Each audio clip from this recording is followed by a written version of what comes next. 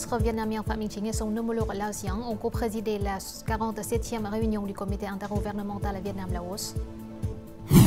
Les entreprises accélèrent les préparatifs du TED afin de répondre à la demande de la population tout en maintenant des prix stables. La ligne de métro numéro 1 Bến Thành Suối Tiên devrait contribuer à la croissance du tourisme de la ville lors des prochaines vacances du TED.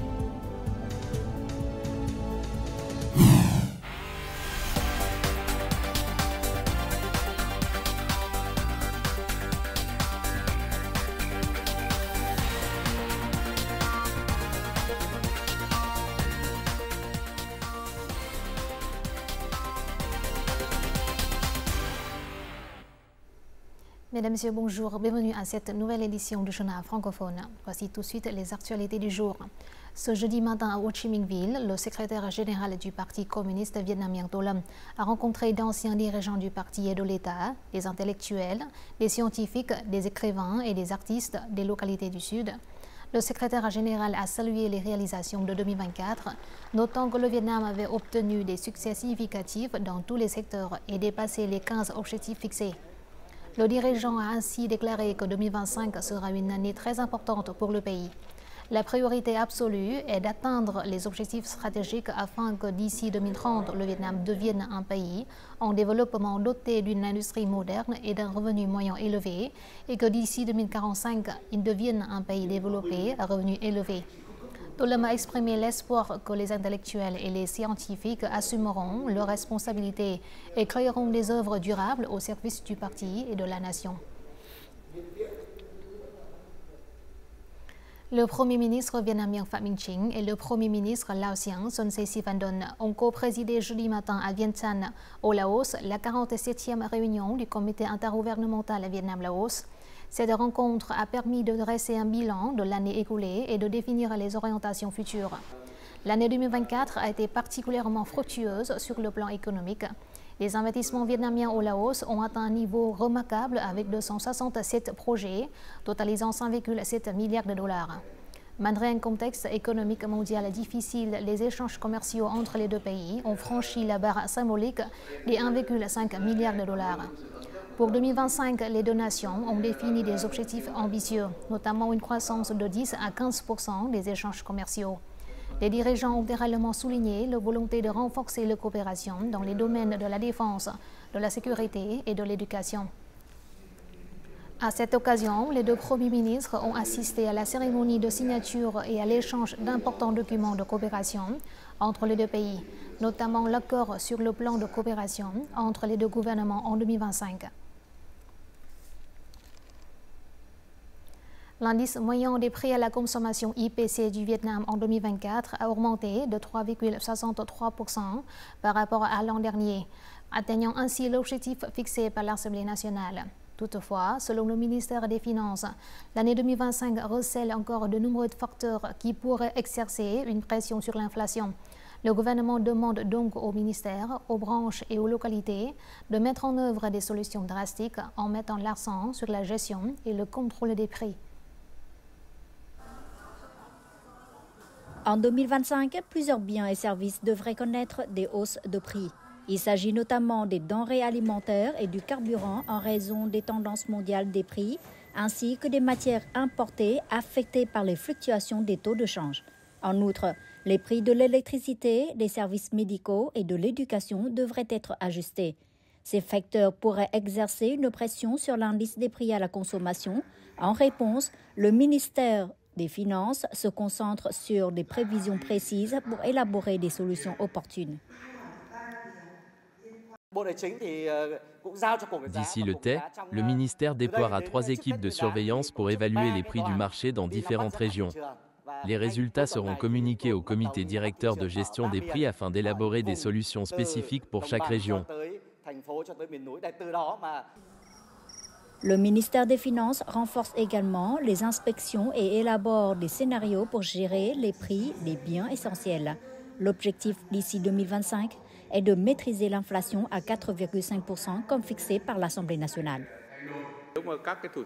Si les investisseurs et les entrepreneurs soumettent leurs procédures à temps, Les agences financières peuvent traiter le décaissement des fonds en seulement 2 semaines, ce qui pourra atteindre et dépasser les objectifs du Premier ministre. En 2024, le secteur financier a dépassé tous les objectifs de collecte du budget de l'État. Les recettes de l'État ont atteint plus de 2 millions de milliards de dong, dépassant les projections de 19,1%. Les dépenses du budget de l'État se sont élevées à 1,8 million de milliards de dong, assurant l'équilibre entre les budgets centraux et locaux. La dette publique est restée bien gérée en restant en dessous du seuil autorisé. En 2024, les importations et exportations du Vietnam ont connu une forte reprise. Le chiffre d'affaires total des importations et des exportations pour l'ensemble de 2024 atteint un chiffre record de plus de 786 milliards de dollars, soit une augmentation de 15,4% par rapport à la même période de l'année dernière. La balance commerciale des biens a enregistré un excellent commercial de près de 25 milliards de dollars. En 2024, cette entreprise de production d'engrais a réalisé le chiffre d'affaires à l'exportation le plus élevé jamais enregistré, avec une hausse de 62% par rapport à l'année précédente. Elle a conquis de nouveaux marchés exigeants, comme les pays d'Asie de l'Est, l'Australie et la Nouvelle-Zélande. Pour exporter, il faut veiller à l'enregistrement et à la protection des marques sur les marchés cibles. Nous prenons soin de nos clients en ligne et investissons dans la technologie, les prévisions et les analyses de marché pour réduire les coûts. Le Vietnam est l'un des pays qui répondent le plus rapidement à la reprise des besoins de production et de consommation mondiale. L'indice de production industrielle du Vietnam en 2024 a augmenté de 8,4% par rapport à 2023, soit la plus forte augmentation depuis 2020 jusqu'à présent. Non seulement l'industrie, mais aussi l'agriculture, la sylviculture et la pêche ont également réalisé une percée. Le groupe des produits agricoles a connu une croissance spectaculaire. Le riz, le café, les légumes et le poivre ont tous des taux de croissance de 20 à 30%.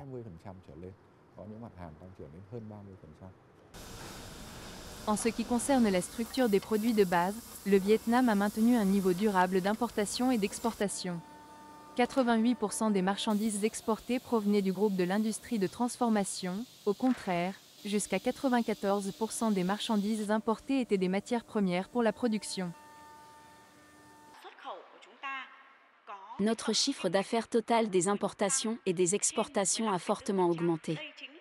Cela montre une forte reprise de notre pays en 2024. Le commerce mondial continue de se redresser, mais il se heurte également à de nombreux défis. Le respect des réglementations sur l'origine des produits et une bonne réponse aux arguments de défense commerciale seront la clé pour permettre aux entreprises vietnamiennes de saisir les opportunités.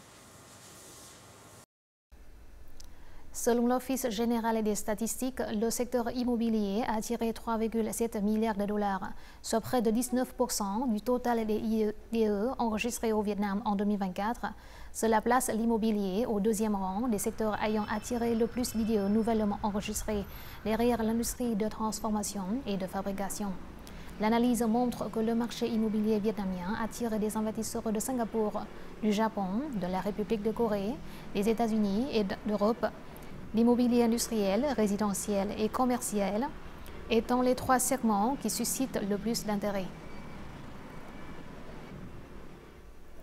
Le Tết approche à grands pas. L'ambiance festive règne partout dans le pays. À l'heure actuelle, les entreprises accélèrent les préparatifs du Tết afin de répondre à la demande de la population. À Ho Chi Minh Ville, les entreprises ont préparé un capital de plus de 22 000 milliards de dong, dont plus de 8 000 milliards de dong sont destinés à la préparation des produits alimentaires. Grâce à une préparation minutieuse, la mégapole du Sud espère que les gens pourront acheter des produits du Tết à des prix stables. Le Tết est le moment où la demande en légumes verts augmente fortement. Ces jours-ci, cette coopérative a fourni au marché environ 800 kg de légumes par jour, soit une augmentation de 30% par rapport aux jours normaux. Pour répondre à l'offre, elle a dû louer 2 nouvelles zones de culture hydroponique de légumes et agrandir la surface de son jardin. Nous sommes passés à un système de culture spécialisé, avec un rendement stable et une moindre dépendance aux conditions météorologiques, ce qui nous permet de limiter les augmentations de prix. Et lorsque nous contrôlons les prix des intrants, nous fixons également les prix de sortie. Plus les gens achètent, plus ils bénéficient de bons prix. Nous avons coopéré et signé avec des partenaires pour recevoir des précommandes pour des remises plus attractives. C'est notre effort pour garantir la fourniture de marchandises au meilleur prix pour les acheteurs. Selon le service de l'industrie et du commerce de Ho Chi Minh Ville, pendant la période de pointe du Tet, la quantité de biens stabilisés représente jusqu'à 43% de la demande, de sorte que la ville est pleinement capable de réguler le marché. 12 groupes de produits alimentaires essentiels participent à la stabilisation du marché, notamment le riz, les aliments secs transformés, l'huile de cuisson, la viande, les œufs, les fruits de mer, les légumes et les fruits. Cette année, pour le thé, les biens sont très abondants et diversifiés. Les gens n'ont donc pas à s'inquiéter des prix. De plus, les entreprises proposent également des programmes de réduction sur les biens essentiels. Selon les calculs, en moyenne, à l'approche du Tet, la quantité attendue de marchandises stabilisées fournies est de 8300 tonnes de riz, 5000 tonnes de viande de bétail, 5500 tonnes de viande de volaille, 1400 tonnes de sucre, 800 tonnes d'aliments transformés. Avec une offre abondante, les gens peuvent être assurés de faire leurs achats pour le Tet. Notre journal continue avec les taux de change et l'indice de la bourse du Vietnam.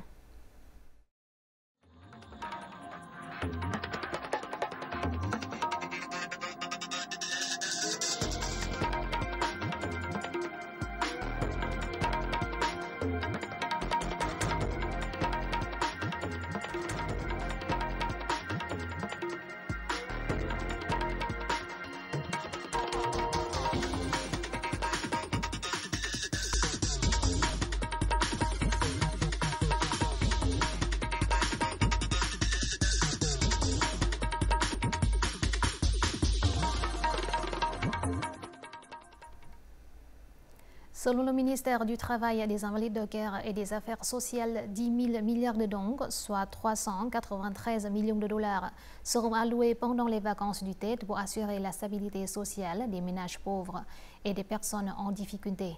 Pour ce nouvel an lunaire, les autorités locales prévoient de fournir environ 300 000 dong par ménage aux personnes éligibles à la protection sociale et aux pauvres. De nombreuses provinces et villes offrent une aide plus élevée que la moyenne nationale. Ho Chi Minh Ville fournissant 1,15 million de dong par ménage. Les postes de garde frontières de tout le pays lancent des initiatives pour soutenir les communautés frontalières à l'approche du Tet dans la province de Khánh Hòa, où les gardes frontières travaillent en étroite collaboration avec les pêcheurs tout au long de l'année. Ces efforts renforcent les liens entre l'armée et la population. Grâce à des activités concrètes et significatives, les soldats des frontières apportent des célébrations précoces du Tet dans les zones côtières. Après avoir perdu son mari, Chiu a élevé seule 2 jeunes enfants et s'est sentie désespérée lorsque sa plus jeune fille, Big Phuong, a reçu un diagnostic d'anémie congénitale.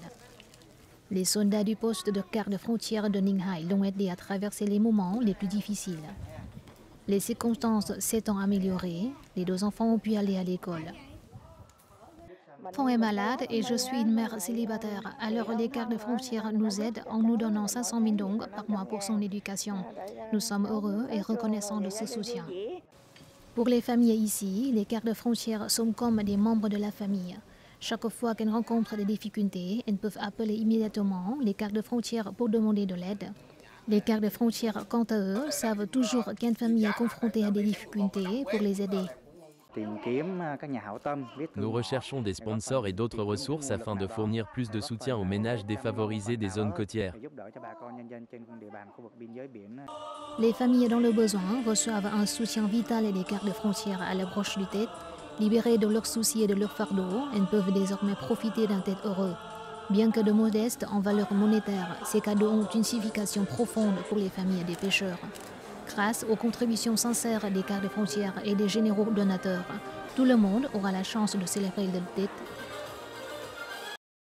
Ces cadeaux expriment la gratitude des soldats frontaliers envers les pêcheurs qui travaillent dur pour subvenir à leurs besoins, mais aussi pour contribuer à protéger la souveraineté du pays.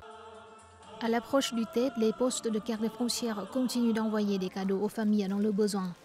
Cette année, la famille de Chio a eu une surprise spéciale. Sa fille Big Fu a reçu le vélo qu'elle voulait. Le Tết est arrivé tôt pour eux cette année. La ligne de métro numéro 1 Bến Thành Suối Tiên n'est pas seulement un projet emblématique pour l'infrastructure de transport de Ho Chi Minh Ville, mais contribue également grandement à la croissance du tourisme de la ville. En conséquence, de nombreuses agences de voyage ont rapidement intégré la ligne de métro dans leur nouveau circuit pour les prochaines vacances du Tết.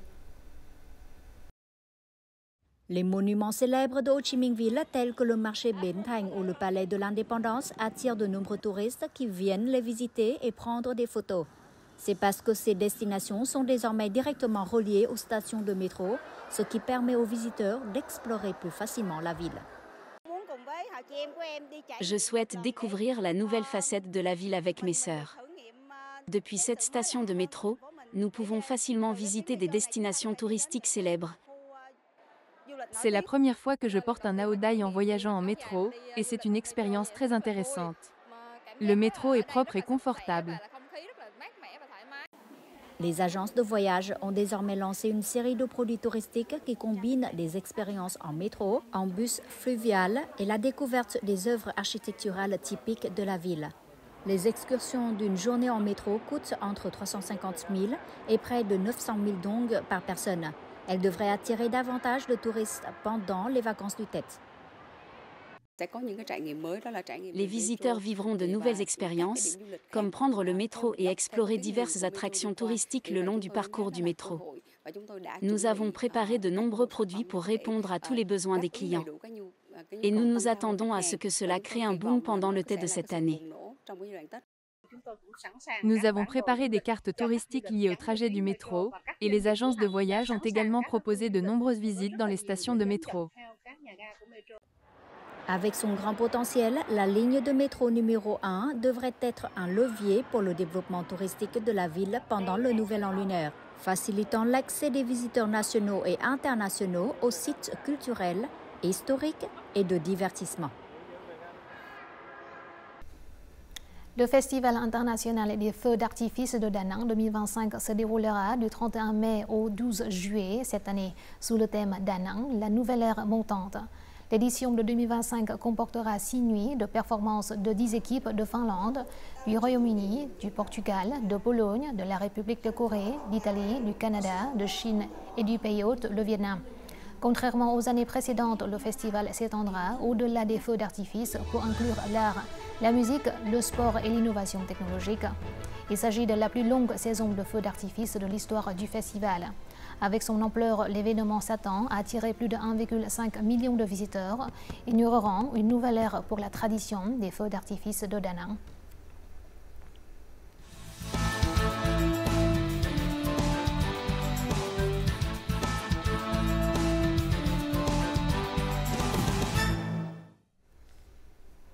Situé à 1600 mètres d'altitude dans le nord du Vietnam, Sapa, un district de la province montagneuse de Lào Cai, jouit d'un climat frais toute l'année, de paysages spectaculaires et d'une culture indigène unique.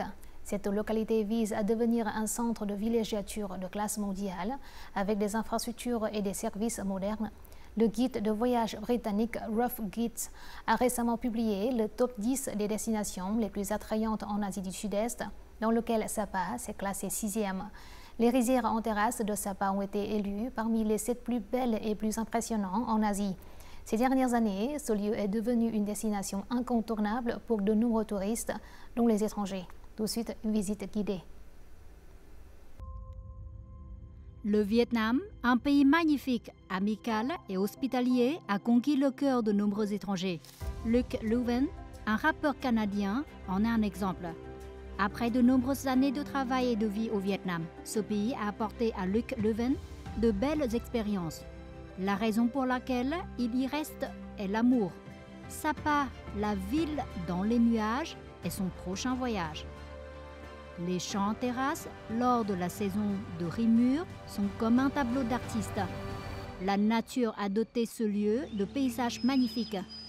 Les toits cachés derrière la fumée, les cuisines, permettent aux visiteurs de se sentir paisibles et détendus. Et voici le village de Ta Van, une destination sereine connue pour sa culture ethnique dynamique et ses rizières en terrasse à couper le souffle. Pour explorer le village de Ta Van, à Sapa, nous devons marcher pour mieux découvrir la vie des habitants d'ici. Hello, how are you? Good. What? I'm from Canada. Yeah. Le village de Ta Van abrite 3 communautés ethniques minoritaires, dont les Aï, les Hmong et les Ao rouges. En venant ici, les visiteurs sont toujours impressionnés par les maisons anciennes situées à proximité du bord de la route.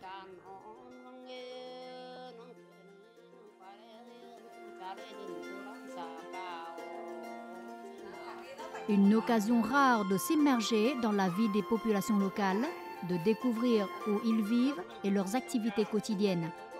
Faire un tour au village, discuter avec les autochtones et siroter un verre de vin de maïs est une expérience intéressante et unique à ne pas manquer.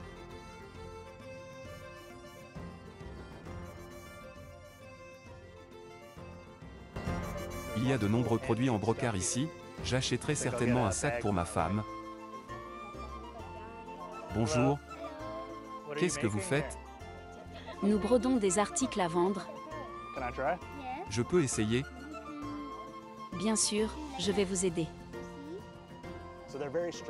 Ces femmes sont en bonne santé. Elles peuvent marcher pendant des heures pour acheter du matériel pour fabriquer des objets artisanaux. Sapa est célèbre dans le monde entier pour le Fansipan. C'est le plus haut sommet de la péninsule indo-chinoise. Il est connu sous le nom de toit de l'Indochine. Une fois, j'ai essayé de grimper au sommet de la montagne Fansipan, mais je n'ai fait que la moitié du chemin et j'ai abandonné. Fansipan est le plus haut sommet du Vietnam, situé sur la chaîne de montagnes Hoàng Liên Sơn, dans la région nord-ouest du Vietnam.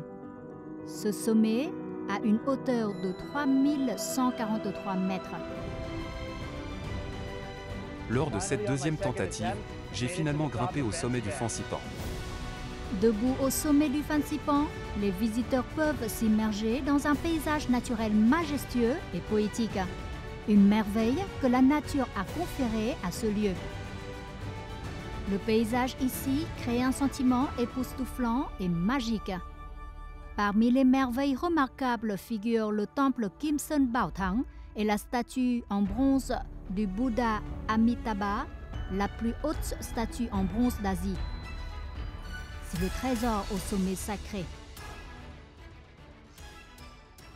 Une chose merveilleuse à propos de Fansipan, ce sont ces fleurs.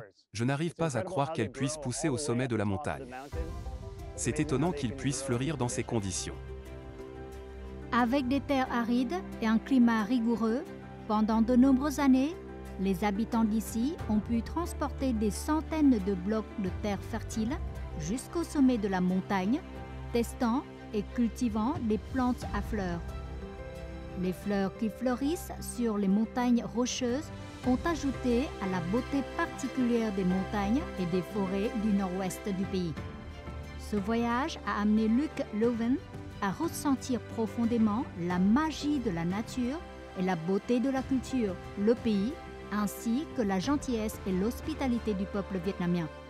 Toutes ces choses lui ont laissé de nombreuses bonnes impressions et ont nourri son amour pour ce pays. Voici tout de suite les prévisions météo dans les principales villes du Vietnam.